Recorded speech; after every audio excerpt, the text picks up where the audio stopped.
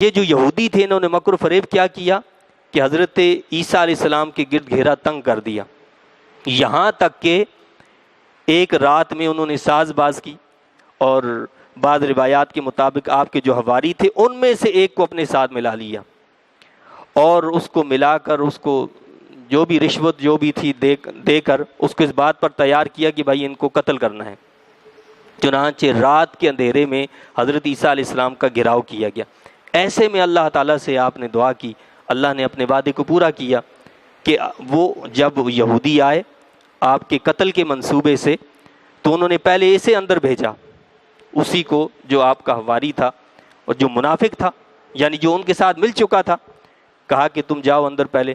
وہ جب اندر گیا اللہ تعالیٰ نے وہیں پر اس کی شکل کو حضرت عیسیٰ علیہ السلام کے مشابہ کر دیا، اور حضرت عیسیٰ علیہ السلام کو اللہ تعالیٰ نے اٹھا لیا وہیں سے۔ جبرائیل امین علیہ السلام تشریف لائے اور عیسیٰ علیہ السلام کو اٹھا کر لے کر چلے گئے۔ اب جب کافی دیر ہو گئی وہ نہیں آیا، بعض روایات کے مطابق وہ لوگ خود اندر گئے، اور بعض روایات کے مطابق وہ باہر نکلا تو انہوں نے پکڑ لیا اور اس کو مارنے لگے۔ تو اس نے کہا کہ بھائی میں عیسیٰ نہیں ہوں، کہنے لگے نہیں تم ہی ہو، اس لیے پھر ہمارا ساتھی کہاں گیا؟ اب انہوں نے اس شخص کو پکڑ کر سولی پر چڑھا دیا۔ اب جب سولی پر چڑھا دیا اب آپس میں ان کے اختلاف ہوا کہ اگر یہ عیسیٰ تھے تو پھر ہمارا ساتھی کہاں گیا، اور اگر یہ ہمارا ساتھی ہے تو پھر عیسیٰ کہاں گئے؟ اس پر اختلاف ہوا اور قتل و غارت گری پھر آپس میں ہوئی۔ اللہ نے اپنے وعدے کو پورا کیا۔ اللہ نے یہاں بتایا کہ ان کے مکروں کے مقابلے میں اللہ کی جو تدبیر تھی وہ مؤثر تدبیر تھی۔ اللہ نے حضرت عیسیٰ علیہ السلام کو آسمانوں پر اٹھا لیا۔ کیا فرمایا کہ یاد کرو جب فرمایا اللہ نے اے عیسیٰ یقیناً میں پوری عمر تک پہنچاؤں گا تمہیں، اور آگے واضح اللہ نے فرمایا وَرَافِعُكَ إِلَيَّ، اور اٹھانے والا ہوں تمہیں اپنی طرف۔ اس کا یہ مطلب نہیں کہ میں تمہارا درجہ بلند کرنے والا ہوں، نہیں، میں تمہیں اپنی طرف اٹھانے والا ہوں۔ وَمُطَهِّرُكَ، اور پاک کرنے والا ہوں تمہیں ان لوگوں کی تہمتوں سے جنہوں نے تیرا انکار کیا۔ تہمتیں لگاتے تھے نعوذ باللہ آپ کے بارے میں، برے برے الفاظ آپ کو کہے جاتے تھے، آپ کی والدہ پر تہمتیں لگائی جاتی تھیں۔ تو اللہ نے کیا فرمایا کہ میں تمہیں پاکیزہ کر دوں گا ان تمام چیزوں سے، ان کی الزامات سے، ان کی تہمتوں سے پاک کروں گا جنہوں نے تیرا انکار کیا، اور بنانے والا ہوں ان کو جنہوں نے تیری پیروی کی غالب کفر کرنے والوں پر قیامت تک۔ یہ اللہ کا وعدہ جو سچا ہے، جو عملی صورت میں آج بھی پوری دنیا کے اندر موجود ہے۔ کیا فرمایا کہ تجھے جو ماننے والے ہیں، تیری جو پیروی کرنے والے، میں ان کو غالب کروں گا کفر کرنے والوں پر قیامت تک۔ چنانچہ ایسا ہی ہوا۔ اگر آپ تاریخ کو اٹھا کر دیکھیں، یہود کی تاریخ کو دیکھیں، حضرت عیسیٰ علیہ السلام کے بعد یہ ذلت و رسوائی کا شکار ہی رہے ہمیشہ۔ یروشلم کے اندر لاکھوں کی تعداد میں ان کو قتل کیا گیا، اور پھر یہ در بدر پھرتے رہے، یہاں تک کہ حضرت سیدنا عمر فاروق رضی اللہ تعالیٰ عنہ کے دور مبارک میں یہ کہیں ٹک نہیں سکتے تھے، یہ دنیا میں پھیل گئے تھے۔ کوئی ہندوستان چلا گیا، کوئی روس چلا گیا، کوئی کسی اور علاقے میں چلا گیا، کوئی کسی اور جگہ پھیل گیا، ان کا کوئی ٹھکانہ نہیں تھا۔ اور فلسطین کے اندر بھی ان پر پابندی تھی۔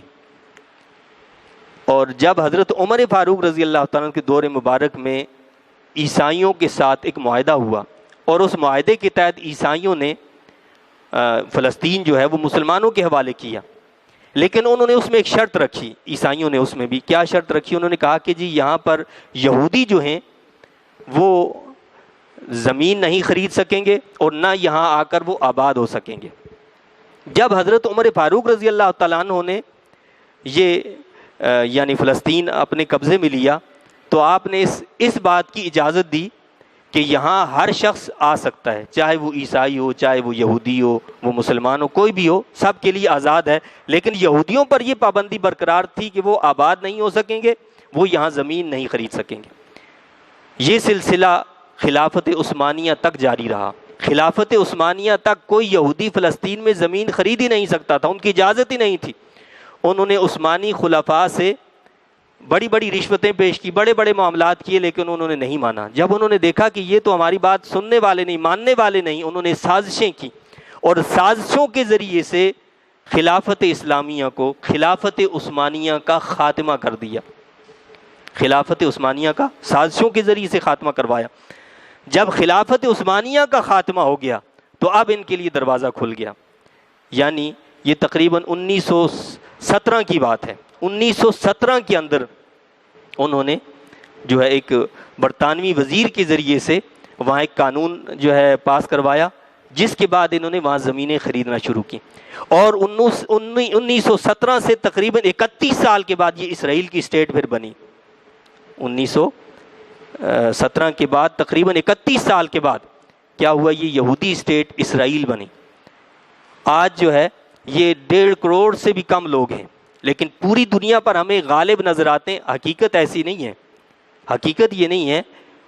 یہ غالب کیوں نظر آتے ہیں کہ ان کا ساتھ دینے والے وہ عیسائی لوگ ہیں، وہ عیسیٰ علیہ السلام کو ماننے والے، عیسیٰ علیہ السلام کو ماننے کا دعویٰ کرنے والے لوگ ہیں۔ یہ آپ کا امریکہ اور برطانیہ اور یہ سب کون لوگ ہیں؟ یہ عیسائی ہیں۔ ان کی پشت پناہی کی وجہ سے یہ نظر آ رہے ہیں۔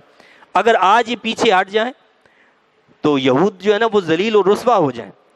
تو یہاں اللہ تعالیٰ نے اعلان فرمایا، اصل میں تو عیسیٰ علیہ السلام کے صحیح جو پیروی کرنے والے وہ مسلمان ہیں، لیکن مسلمانوں کے ساتھ ساتھ جو عیسیٰ علیہ السلام کو ماننے کا بہرحال دعویٰ کرتے ہیں وہ بھی اس میں شامل ہیں، کہ اللہ نے اس کا اعلان فرمایا اور وعدہ فرمایا کہ آپ کے ماننے والے جو ہوں گے وہ کیا ہوں گے، قیامت تک ان پر غالب رہیں گے۔